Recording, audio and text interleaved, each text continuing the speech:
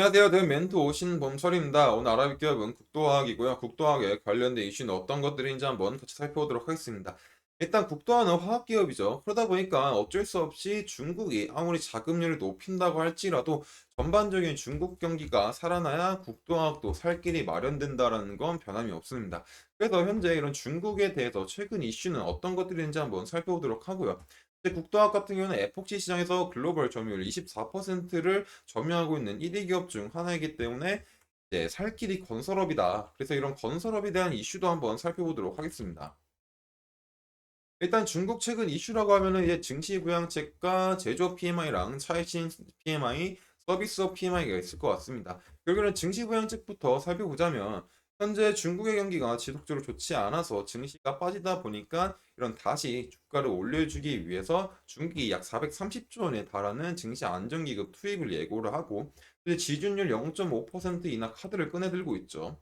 그러다 보니까 중국의 기준금리라고 볼 수 있는 LPR 금리 역시도 조금 인하가 되지 않을까라는 기대감이 있는 상황입니다. 그래서 이런 이슈가 나왔을 때 실제로 중국 기업들의 이런 상해종합 지수를 보게 된다면 지속적으로 빠지다가 4거래일 동안 반등이 나오게 되면서 2,900선을 돌파를 했지만 다시 한번 제자리를 찾았다. 그리고 뭐 지금 최근에 조금 반등이 나와주면서 2,800대로 이제 유지가 되고 있는 상황이죠. 그리고 이런 증시 부양책 카드를 꺼내 들었을 때 우려했던 얘기가 뭐였냐면은 이제 돈만 푼다고 해서 되는 게 아니다. 직접적인 소비나 서비스업이나 이런 것들이 살아나야 된다라고 했었죠. 그래서 많은 전문가들이 이제 기대를 했었던 게 중국의 PMI 지수다라는 거였습니다. 그래서 PMI라는 건 결국에 이제 50선이 기준인 거죠. 그리고 위아래를 통해서 경기가 좋냐 안 좋냐를 판단하는 건데 23년도를 잠깐만 살펴보자면 4월 달부터 8월 달까지는 이 중국의 제조업 PMI가 지속적으로 50 밑에 위치함으로써 경기가 좋지 않았다. 하지만 9월 달에는 50선 위로 반등을 하게 되면서 조금 괜찮나 싶어졌었죠.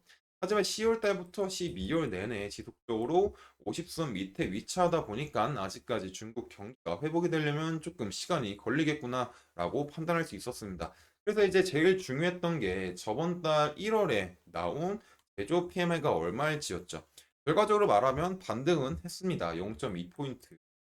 하지만 지난달 12월 달에 PMI 지수가 49포인트라는 걸 생각하다 보면은 아직까지 50선 밑에 위치하고 있기 때문에 여기가 회복이 됐다라고는 조금 힘든 상황이죠. 근데 그 과정에서 조금 대비가 되고 있는 게 차이신 PMI입니다. 차이신 PMI랑 제조업 PMI 차이점이라고 보게 되면은 일단 제조업 PMI는 중국 국나 대기업에 해당하고 차이신 PMI 같은 경우는 이제 민간이나 어떤 중소에 대한 어떤 제조업이죠. 그래서 그 부분들이 이제 차이신 PMI 같은 경우에 이제 어떤 체감 경기를 이제 반영한다라고 하죠. 체감 경기를 반영하는 차이신 PMI 같은 경우는 50.7포인트, 50.8포인트를 향해 가면서 조금은 상황이 괜찮아지고 있다라고 볼 수 있을 것 같습니다. 여기서 이제 나와 있는 차이신 PMI 52.7포인트 같은 경우는 이제 서비스업에 대한 PMI입니다. 그래서 이제 앞전에 말했던 50.8포인트에 대한 차이신 PMI와 이 차이신 PMI는 살짝 조금 다르죠. 이 기사도 살펴보게 된다면 중국 서비스업 차이신 PMI를 보게 된다면 전달에는 52.9포인트였는데 1월 달에는 52.7포인트로 조금 이제 낮아졌다라고 볼 수 있을 것 같습니다. 그래서 전반적으로 종합을 했을 때 중국이 아직 증시 부양책을 통해서 어떤 막대한 자금과 지준율이나 카드를 꺼내 들었지만은 아직까지 상위 종합 지수가 3천선을 향해 가지 못했고 제조 PMI 역시도 50선 밑에 위치하고 있다. 그래서 뭐 차이신 PMI나 차이신 서비스업 PMI가 조금 살아나고 있긴 한데 아직까지는 기대보다 조금 회복되는 속도가 느리지 않을까라고 판단해 볼 수 있을 것 같습니다. 그래서 종합적으로 봤을 때 중국에 대한 경기가 살아나기에는 약간 향후 조금 시간이 필요할 것 같다라고 볼 수 있을 것 같습니다. 그래서 이제 다음 이슈를 살펴보게 된다면 건설업에 대한 시장이다.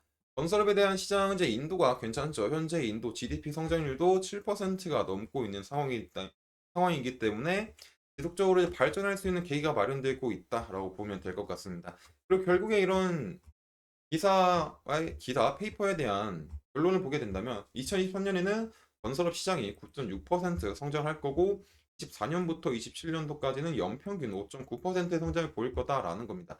결국 이제 이런 상승에 대한 흐름을 보여준다는 것이 인도 같은 경우는 지속적으로 인구가 증가를 하고 있죠. 그리고 인구가 수도 증가를 하고 있지만 많은 사람들이 이제 대도시에 몰리고 있다라는 겁니다.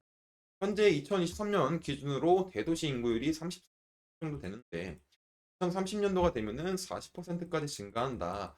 그래서 이런 대도시의 인구를 수용할 수 있는 주택 창출이 필수적이다라고 볼 수 있겠죠. 그래서 인도의 정부 같은 경우는 지속적으로 건설업 사업에 투자를 하고 있다라는 겁니다. 그래서 이제 이렇게 2024년, 2027년에 5.9%의 성장을 기록한다라는 거죠. 그리고 이런 건설업 분야에서 쓰일 수 있는 게 이제 에폭시 페인트 분야 어떤 자재 분야에서 에폭시가 쓰이기 때문에 이 에폭시를 이제 에폭시에 대한 수요가 증가가 이제 예상이 된다라는 겁니다. 그리고 또 이제 국도화학 같은 경우는 인도 시장의 어떤 에폭시 시장에서 한 자리를 차지하고 있기 때문에 인도 건설 시장이 커짐에 따라서 에폭시에 대한 수요도 늘어날 수도 있다라고 볼 수 있을 것 같습니다. 근데 여기서 생각해야 될 게 뭐냐면 에폭시에 대한 판가 문제도 조금 생각해야 되긴 합니다. 에폭시의 판가가 이제 작년에 조금 안 좋았긴 했었는데 이런 부분들은 나중에 조금 더 자세하게 살펴보도록 하겠습니다. 그래서 일단은 오늘을 종합적으로 종합하자면 국토학은 결국에 화학 기업이기 때문에 중국 경기가 중국이 아무리 자금률이 높여도 중국 경기가 살아나야 된다. 하지만 중국 경기를 지금 봤을 때 아직까지는 회복을 하고 있다라고 보기는 조금 힘들죠. 그래서 힘들다. 그리고 이제 인도의 건설 시장 같은 경우는 지속적으로 인구수가 증가하고 있고 그에 따른 주택 창출이 되고 있기 때문에 지속적으로 성장할 거다라고 볼 수 있을 것 같습니다. 그리고 이 성장하는 시장 내에서 인도의 국도학의 에폭시가 인도 시장을 조금 점유하고 있기 때문에 어느 정도 수혜를 볼 수 있는 부분이 마련되지 않을까라고 생각해 볼 수 있을 것 같습니다. 그래서 이제 여기까지 이슈를 마치기도 하고요. 지속적으로 국도학에 관련된 이제 전반적인 이슈들을 설명해 드릴 예정이니까 국도학에 관심 있으신 분들은 제 영상을 시청해 주시면 감사하겠습니다. 그래서 차트를 한번 살펴보게 된다면 국도학의 차트가 이제 지속적으로 이제 하락을 했죠. 하락을 하고 저점인 35,000원 부분을 반등하게 되면서 다시 60평선을 맞고 하락을 하고 있는 중입니다. 이때 이제 이평선들의 모양을 보게 된다면 20평선이 급격하게 하락을 하다가 반등을 하게 되면서 60평선과 어느 정도 삼각형에 대한 이격도를 좁히게 되면서 삼각형의 모양을 만들게 됐었죠. 그래서 이런 부분들을 어떻게 생각해 볼 수 있냐.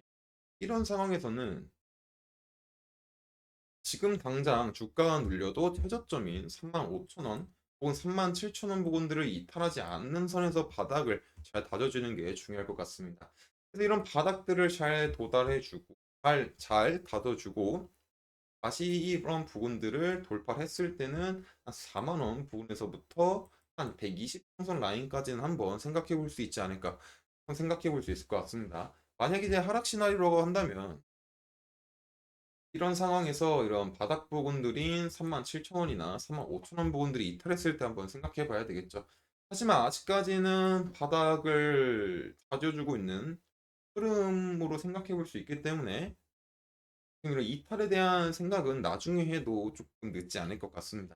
그래서 지금 당장 중요하게 볼 거는 4만 원 라인과 3만 7천 원 라인에서 바닥들을 잘 만들어 주는지 확인하고 돌파가 나오는지를 확인해 봐야 된다. 그래서 여기까지 맞추기로 하고요. 뭐 추가적인 국도학에 대한 이슈나 어떤 주가의 변동사항이 있다면 제가 지속적으로 체크할 예정이니까 국도학에 관심 있으신 분들은 영상을 시청해 주시면 감사하겠습니다. 이상 대형 멘토 신범철이었습니다.